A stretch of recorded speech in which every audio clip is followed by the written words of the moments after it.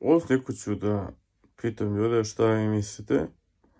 Da li Srbija treba da ima, znači, Belu kuću, Kongres i te američke zgrade tipa Pentagon i ne znam, stock market i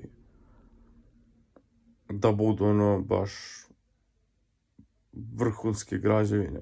Mislim, Bela kuća u stvari i postoji sada. Ima na Pinku, Elite i to. Ali sad, šta vi mislite, da li treba u Srbiji da se napravi ove ostale američke